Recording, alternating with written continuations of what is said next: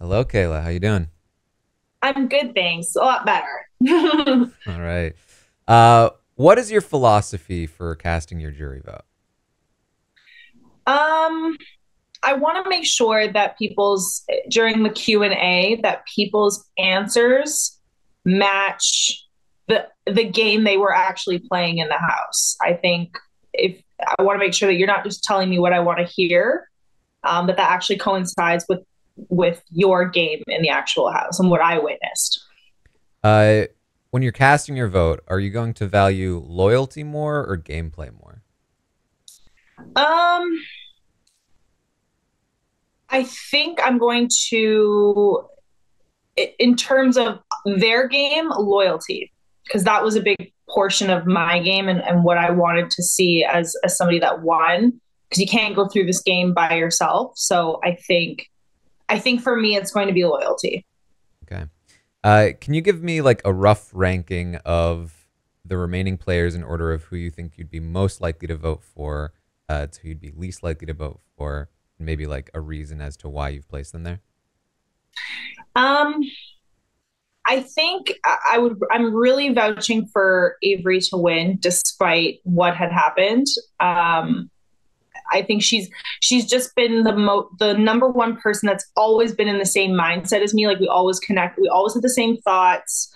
So I know her thought process and how she makes decisions. Even if I don't always agree with it, but I'm really vouching for her to win. I think second would second and third flip flopping between Spicy and Bailey, actually, because Spicy, I think, is just playing a fantastic social game. And I think Bailey, especially that last conversation that we had together, where I was very upfront with, yeah, I did entertain a backdoor plan for you. This is why. She was very receptive as to understanding why that happened and empathetic to how I felt. And even after the fact, she never alienated me. She was never angry with me. And I really respected that about her. So I'm actually also vouching for her to win. I think Anthony then is playing a very fantastic game. He's able to make or contribute to decisions where he never actually had to put any of the blood on his hands. Um, and I think a lot of things were done to protect him, which, you know, I can see the good and the bad with that. But for the sake of the gameplay, I think that's a really good position that he's put himself in. Um, and then I would say Lexus, because again, I think she put herself in a good position in the house, working with the girls to a certain extent, as well as working with Matt and Tola and Anthony on that side.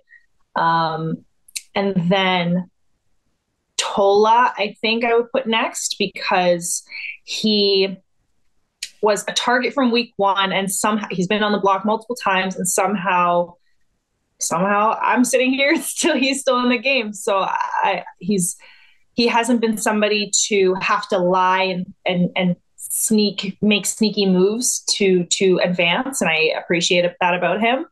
And then I'd probably put Todd last, just because I feel like he had a bit of a late start, and I think that his relationship with Bailey and Donna was the reason why he stuck around for as long as he did. I just don't think that he made as many. I don't think that he contributed to too much where I'd want him to win that bad. What's the biggest thing that could change your mind about your vote, that order? Um, I think it'll depend on who walks through the doors in the next couple of weeks. Um, and I want to understand why certain things happened. Even, I'm sure when Goose walked into the house, he was super confused, and I came in and sort of filled a few holes as to why things happened. So I think as the weeks go on and more people come into the house, they'll also be able to fill some questions and some holes that I still have in my storyline in my head. So I think that could also contribute to my vote in figuring out who really had more to say in decisions than others. Who are you most upset at in the game?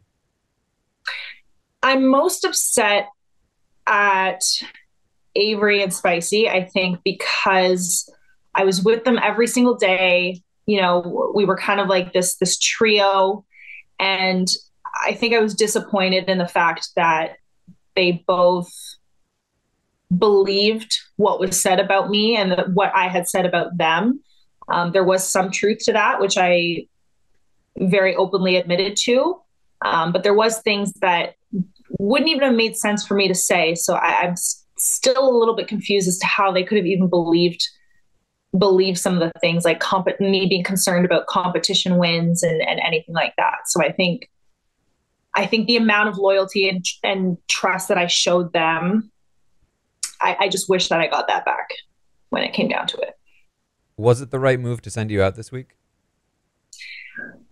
For the sake of hot chocolate, I don't think so. I think I really was, we were dividing and conquering. So there was me, Spicy, and Avery working with the girls and on that side, and then Lexus and Anthony were working with Matt and Tola. And I think sometimes we got caught up in those fake alliances, even if they were fake. I'm not even sure now, that they really started to manifest. And I tried to be that glue to always bring both sides back together and be like, remember what we're doing here. Remember, why things are happening. Like, remember the goal, remember the plan. I tried to be that person. And now that I'm gone, I think things are really going to crumble, unfortunately. And I think they're really going to stick to now Spicy, Avery, Bailey, and Todd, and then Lexus, Anthony, and Tola on the other side. What are your biggest regrets in the game?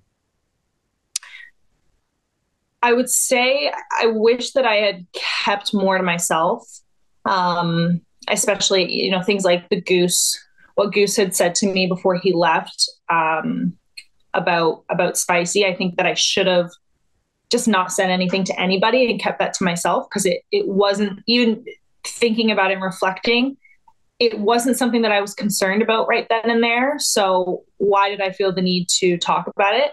Maybe in the back of my mind, it did have an unconscious thought down the line that this would have been a problem, but we still had 3 people to get out of the house before we even got to that point. So I wish that I thought more about what I was going to say and the repercussions of that before I said anything.